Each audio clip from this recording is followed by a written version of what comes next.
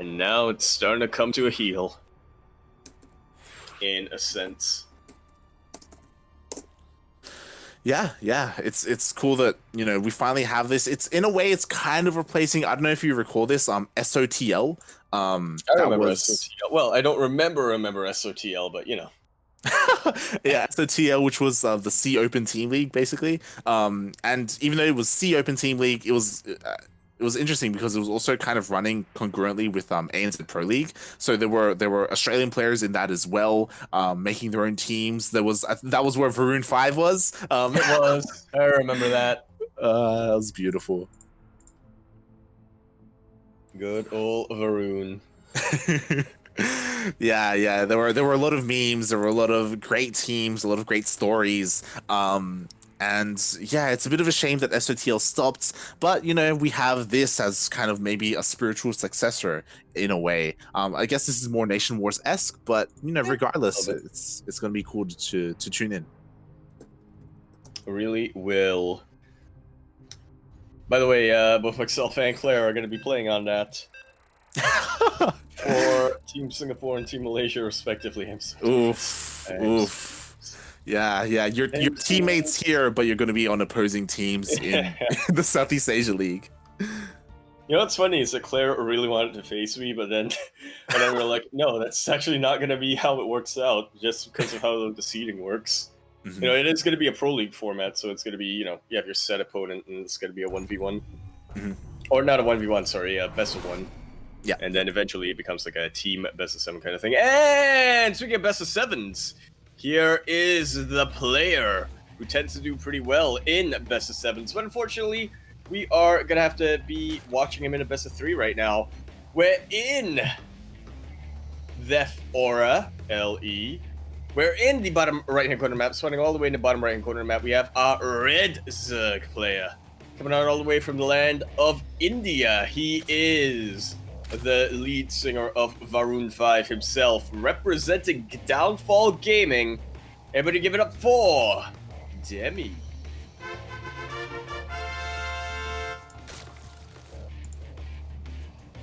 And spawning in the top left-hand corner of Death Aura LE, we have the Vietnamese Protoss player representing Archangel Gaming. It is JusticeSimon.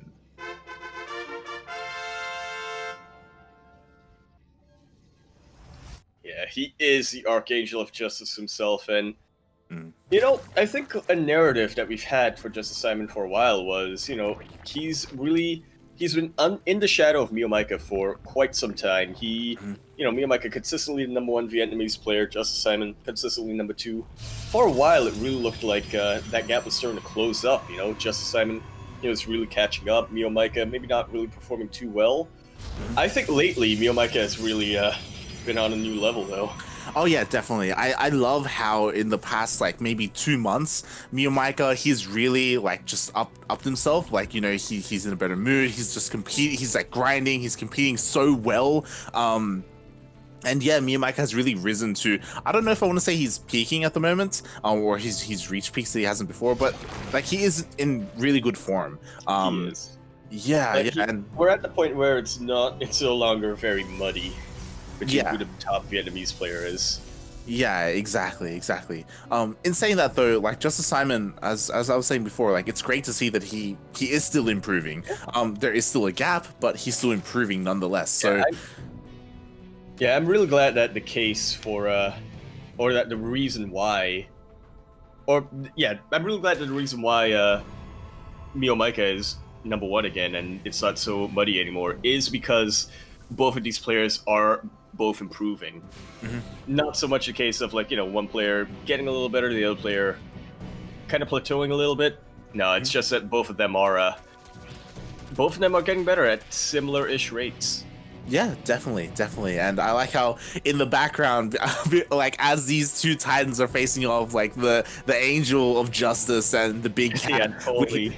We have Upley in the background, There's still back there, still a solid player. He plays in everything, but I feel like, I don't know if I want to say he's #3, but that's how it feels anyway.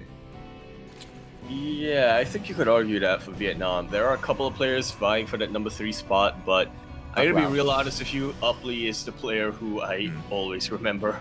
Yeah, definitely. Upley and Nux, like they're like the up and comers. They're like the younger, players here who eventually like they would hope to rise up and become like the next Ender and the next Miyamika. And they're practicing. I think for whatever reason, like Upley, Nux, and Psycho. For some reason, I like see them like as like this trio of like the next generation that's like just bubbling under the surface, not quite rising up. I don't know, maybe that's just my own. I think you've been watching too much Naruto. What? But anyway, we do finally get to see a Stargate opening in a PvZ. JusticeSimon is going to be showing that, and unfortunately, Demi scouting that a little early with his Overlord, already going to be prepared for this Oracle. But this is not the only thing that JusticeSimon has planned. Switching it into that Robo facility. Yeah, and interestingly enough, Phoenix went for an Oracle, and he's getting a second Oracle as well. Not, he's not slowing down with that Stargate production. Yeah, I really like it. He is just trying to get these utility units, right? The Oracles out, and try to see what he can get done with that. Yeah, definitely. So we'll see. As again, it did get scattered, and honestly, it's a little bit refreshing. Again, Pez, he's kind of known for his Twilight Council play. It's refreshing to see a Stargate opener in a PvZ. It's like, yes, this is also a thing. It is. I almost forgot about it. Yeah, so we do also see like Protoss players in the region. They do have their own like preferred ways of playing, their own preferred styles. Just like Probe has its own as well. So yeah, I gotta be honest with you, like part of me wonders how much of that is influenced by ping. What do you mean by that? Because there are like certain styles that develop because of the circumstances, right? This is true. Because of the circumstances that you're gonna have to cover for certain weaknesses and whatnot. And I guess that's more for Zerg though, or at least in our region. Why certain Zerg players are like, yeah, no, I go this style because if I go into late game, then things start getting messy or whatever, right? Yeah, this is something that was very true for China. I remember this now very vividly. Jim was having an interview back when Jim was for some reason somehow we were talking about Jim on He's always there. Jim, he might not have been in a while. Jim is always there. He is the one before time, and Oracle does get taken out. JusticeSimon being very zealous of these Oracles. I'm not sure how I feel about that, to be honest. Like I feel like it may have been a little better to use them more for the Stasis Wards than the Revelation, but he did get quite a bit of damage done. Yeah, I mean, 6 drone kills isn't too bad, like for losing an Oracle. It isn't ideal, right? Ideally, you want to keep that Oracle alive, but yeah, he did get 6 drones for that. He also got to scout a little bit as well. And yeah, I guess going back to back to Jim, I guess. Back to Jim. He was talking about how the ping from China to Korea was so bad that he couldn't play High Templar heavy styles because storms and force fields as well were unreliable to use. So they just avoided that and they played like more Archon Zealot heavy styles instead. And then Classic found out about that style. But yeah, that's why like the Chinese Protoss like meta was so different. I believe it was like Jim and Max said. Yeah, a lot less. Less spellcasters involved. Playing it almost like a brute war Protoss. But as Kuro was showing us, Demi, he is going for his signature Mutalisk. His Spire is on the way. It is actually done already, and it was spotted by JusticeSimon. So he should be aware of this. He should be getting ready for it, as Blink has just finished up. Well, there are a couple of ways that you can get ready for a Spire, and Blink is one of them. I have a feeling that JusticeSimon's response to this right now is, well, my +1 is finishing up. I'm gonna meet you on your side of the map with all of my Immortals and all of my Sentries. Yeah, definitely. And I love how JusticeSimon even threw down some static defense in his mineral lines as well to help out, just in case the Mutalisk did go across the map. So that will help a little bit, buy some time for potentially a recall or for Stalkers to warp in. But here we go, JusticeSimon, he's here, he's on creep. And he is pushing in. Demi trying to go for that concave. Nice blinks by JusticeSimon. And the question is, will he be able to bring it on home? There are so many sentries here, Light. Oh, so many I don't care sentries. how many vials Demi throws down. There's gonna be some sentries behind that. Exactly. There's just so much energy available. Oh, but it fails. Exactly. They do manage to land, and I was gonna say, and it's doubly more so now that with this many sentries out, JusticeSimon is really sacrificing firepower, and it's kind of showing, you know. Demi, he's losing his units, but not at the rate that you normally see in a PvZ in this position. Yeah, definitely. As one Immortal falls, the force fields go down as well, and there's only just a little bit of energy left. That's it. That's going to be the last couple of force fields for JusticeSimon. The War Pistol goes down, and JusticeSimon cannot stay here. He's taken out a lot of the drones, and that was a very good blink for it, actually. And this is a pretty good concave. I don't think JusticeSimon should stay here, but he's done a lot of damage. Oh yeah, definitely. Demi was forced to pull his drones. 23 drones went down. With that, JusticeSimon, he does have the economic lead. He even has the Oracle here. Oh, is he gonna finish the stasis? Stasis trap! No, only gets 2. Ooh, only gets 2, but does keep the Oracle alive. And yeah, JusticeSimon, the force fields were on point. Something that wasn't though, which we did see, where the biles were landing on the army. A lot of value was gone there, and without them, Demi, I don't think he would have been able to hold. So good biles there from Demi. Yeah, they really were. It should have been at least 50 more force fields out on in that engagement, but Demi, yeah, good on the biles. Yeah, I think like 4 or 5 sentries got taken out from those piles. That was crazy. Well, that kind of reminds me of how I sometimes play with Ghosts. Where I'm like, okay, I'm not confident in myself to, you know, be able to nail every EMP. I'm just gonna get a lot of Ghosts and get a lot more EMPs. Yeah. Oh god. But just like that, you do sacrifice a couple of things. Usually DPS, and that was also the case here. Yeah, definitely. And I will say that the big thing is that JusticeSimon, he did end up killing a very large amount of workers. So even though Demi, he did rebuild them, he isn't too far ahead. So JusticeSimon, he's still in a pretty decent position. Yeah, especially if he can continue to deal economic damage, you know, deny these bases and yeah, just keep Demi pressured as he builds up into his late game, as right now it seems that it's going to be Colossus. Yeah, definitely. I will say the one thing I'm worried about for JusticeSimon is that he's being very really aggressive with his big stalker. Yep. Yeah, and he doesn't have an observer with this. Like, he isn't clearing creep. He just goes right on in. Yeah, and I mean, credit to him. He is starting to take out a couple of roaches here and there, but taking out a roach and losing a stalker is not entirely worth it. Yeah, in fact, I would say it's not worth it at all. Yeah, and here we go. The Mutalisks are finally revealing themselves here for Demi, diving on some of the side defense, but it's staying alive and buying enough time for the Stalkers to dive in. Yeah, I got really worried there for a second. I really thought that that JusticeSimon was a little bit too forward on the map of his Stalkers, but did manage to reposition them. The Lings and the Roaches are moving in. Demi is maxed out, and he is looking to end this. Yeah, he's looking... Yeah, that was actually really good SimCity, and Demi, he's looking for an angle, for an opportunity to dive in with his main ground army, as well as with his Mutalisks, trying to pull the army apart of JusticeSimon. And so far, JusticeSimon really nicely done splitting up his army. He has a force in the main base, he has a force out here at the fourth, but Demi, he's pushing on in. And he's out of position. Push on in, but I think JusticeSimon may have bought himself enough time, but he is out of position. And now JusticeSimon trying to move back in. It is only Stalkers and a couple of Colossus and a couple of Immortals, which, I mean, technically they're favored against this Roach Ravager composition of Demi, but it's not the scariest army. Yeah, and honestly, that was really well done by JusticeSimon. Demi, he sent in a wave of Lings into that mineral line, but because of the cannon there, because of the side defense, it was targeting that instead of the probes. So only 3 probes went down in that engagement. So JusticeSimon hanging on to his economy and defending incredibly well.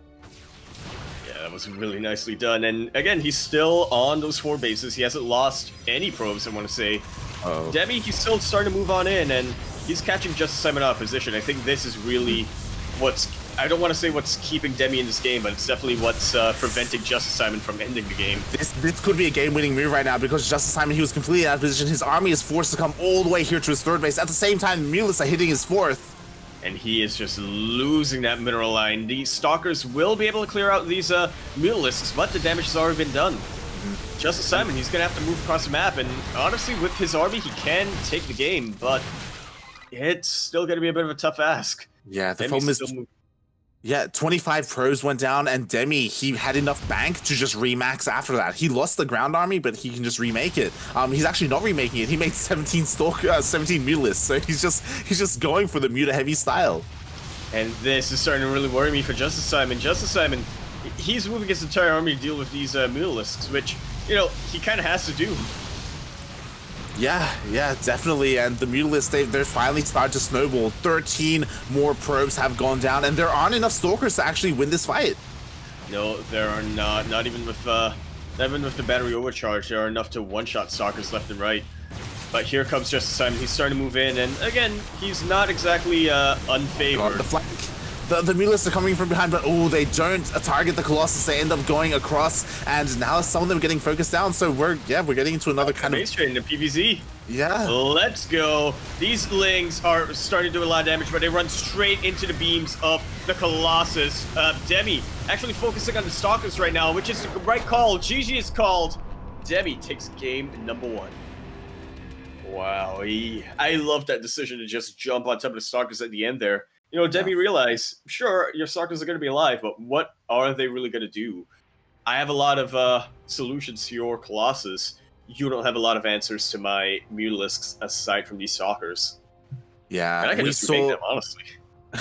He really could, and we saw the defense there for JusticeSimon was so good, but at a certain point, like Demi, I would say that I guess it comes down to the lack of map vision, because Demi, he just completely caught JusticeSimon out of position, forcing him all the way back to his third, and that's really when like things started to snowball and things started to kind of collapse around JusticeSimon. And yeah, Demi just utilizing those Mutalisks incredibly well. Yeah, it goes to show you how strong not taking front-on engagements can be when you know you can't win that front-on engagement. Yeah, that's basically it, right? Like, because you're right, Demi, he couldn't win a head-on engagement if the two armies face each other, so he just went around, right? Like, hit the third, hit the fourth, you know, went into the natural, and just over time just ground JusticeSimon down, and yeah, that was just really well done. Yeah, I almost want to point to that game as an example of one of those yes, no kind of moments. I feel like, as you were saying, moving those units into the third base while having Mutalisks in position to punish the fourth. That was what brought down the fortress. That is JusticeSimon. That looks so unstoppable. Yeah, I mean it was that compounded with the fact that JusticeSimon, he was out in the middle of the map, like his main army, like he was just the big no. Yeah, he was like not everything in position. Else, the initial push with the sentries, getting those drones to the Oracle early on, it was all like yeah, I see what you're doing, and then oh no. But speaking of which, we are now on Ice and Chrome. LE, the LE, of course, standing for Libyan Hospital. What's the E? In the top right-hand corner of the map, spawning all the way in the top right-hand corner of the map, we have the Red Zerg player coming out all the way from the land of India. He is the Shark himself, looking to once again make it to the finals of an ESL Open Cup Fueled by Dare. Something he was denied last week. Can he do it? Representing Downfall Gaming, it is Demi.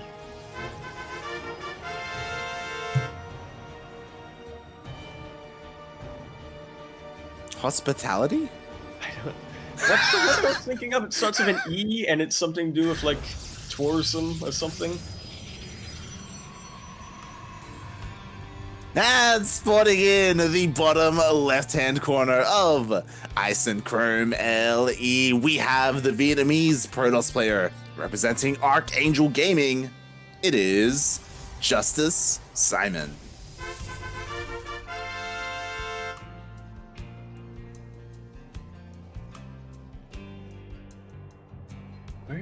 Where did I come up from? I don't know, mate.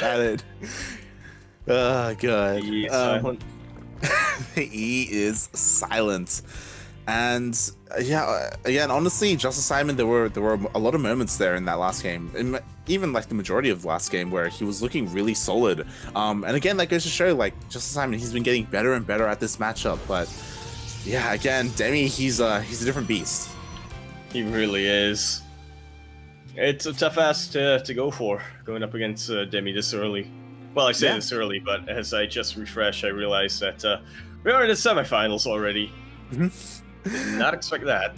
We are in the semifinals, and yeah, well, basically, it's a tough ask for any Protoss player from the region. So, yeah, this is the player to beat for JusticeSimon, and you know, he's done it before. He has beaten. I don't know if you recall, there is a little bit of history between these two players. JusticeSimon did take out Demi in a GPO in a best of one. And after that happened, Demi's like, all right, look, you won in a best of one, but face me in a real series. Face me in a best of three, all right? Yeah. Like, you got lucky. It's like, my guy. Calm yourself. You know, I remember when I 4-0'd you in a show match. I can do it to you again. You know, be careful. And yeah, this is their opportunity. They're talking real shit from a guy within sharking distance. So yeah, we'll see if JusticeSimon is able to prove himself once again, or if Demi just, you know, continues his dominance in this matchup. As you know, he did just take out Pez. Now next is JusticeSimon, and again, to be fair, I was about to say they do play differently, but JusticeSimon, look at them glaives. All right, yeah, taking a page out of Pez's books now. JusticeSimon is generally a pretty unorthodox Protoss player. Not unorthodox like Beastork or Haas or SOS, but just unorthodox in the fact that he actually believes that he can go macro every game. What? Not even stats would say that. He's like, yeah, no, you have to cheese every now and then. You're Protoss. You know, use the tools that you're given. JusticeSimon is a bit of a different. I mean, he does also go for macro every game, but he searches up his compositions. Just last game, you could see went for a lot of sentries and a lot of immortals. Yeah, so we'll see how he approaches this. Again, he's going for the Glaive Adepts. There are different variants. We'll see if he goes for DTs behind this, or, you know, Pez, 2 games in a row, he went for Disruptor drops behind the Glaive Adepts. So yeah, what you're saying is third time's a charm. Is he gonna go Disruptor drops again? Yeah. I mean, it's possible. I'm not saying it's not possible. I'm saying, you know, is it likely? Is he one to go for that, or do you think he'll go for something even crazier like a Colossus drop? We can make him want to go for Disruptor drop, you know, subliminally. Let me just PM him. Let me just get me a Micah to phone him up. Exactly. And we'll see as the Adepts have already been warped in here across the map. Glaives did just finish. We do have a Warpism to reinforce, and Demi, he has a decent queen count, and the roaches are about to pop out as well. They are. I got really worried. I thought JusticeSimon might have tried to commit that shade there. But no, he realizes what he's up against, and Demi now realizes what he's up against. Which is why we see JusticeSimon transitioning out. Yeah, interesting. So JusticeSimon opting to go for Immortals, not Disruptors, which I feel like is the more standard play. Again, like Immortals, they do well against Roach Ravager heavy compositions, so that will be the next step for JusticeSimon. Well, it's standard-ish, I would say, like, because if you notice, JusticeSimon is not getting a Dark Shrine, not getting a Templar Archives.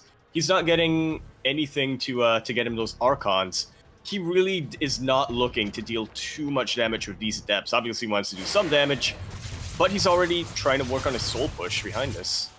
Yeah, this is one of these things where the Adepts, they're here to deal damage, and indirectly what they're doing is they're keeping Demi busy as JusticeSimon is getting a third base. Like, Demi's complete attention is on his defense, so this allows JusticeSimon to freely expand.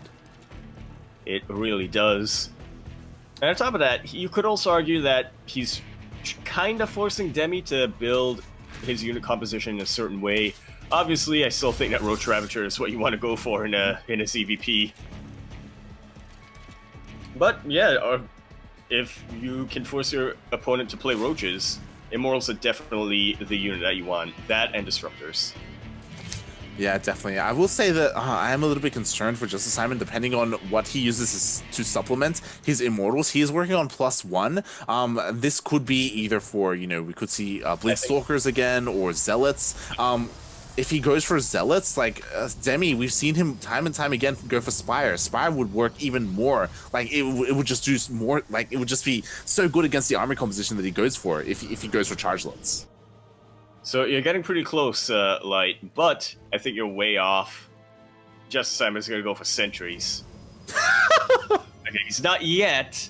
You know, he's got a couple of sentries now, but pretty soon, you know, his gateway's just finished up. He's gonna get a bunch more. Yeah. I mean, so far we do see him continuing to warp in Stalkers, which I do like. I do think it does round out this army. But yeah, we'll see if he ends up throwing down or getting another upgrade from his Twilight Council.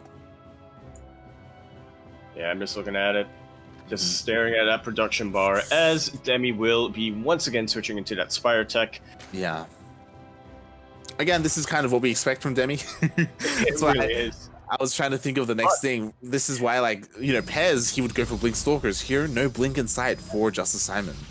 Exactly. This is what we expect from Demi. Is that what JusticeSimon expects from Demi? He is starting to move into to this choke point, and without Blink, I mean, we've seen Pez. He's done quite a bit there in this location during a series against Demi, but that was with Blink.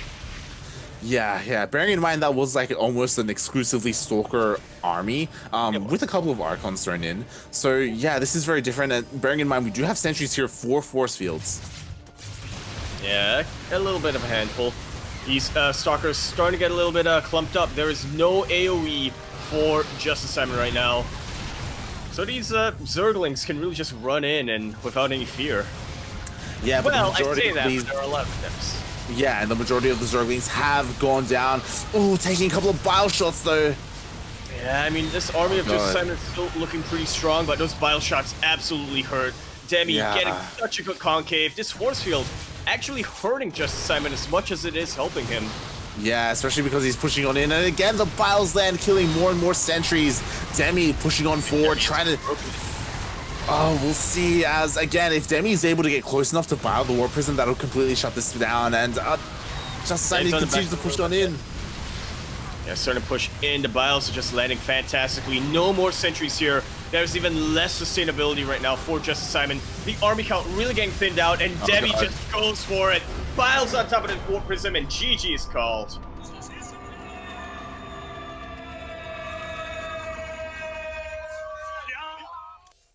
And just like that, Demi once again gonna be moving on to the finals of ESL Open Cup Fueled by Dare. Oh, GG once again, right? This is the 7th week in a row. Wow. Jeebus. Yeah, just continuing his reign of dominance. We'll see if he's able to take the win here in the end. As, oh, it looks like Azure versus Vivid has finished up. Azure did 2-1 Vivid. Nicely done by Vivid, able to actually take a game. Yeah. I wonder what Vivid did in that one game.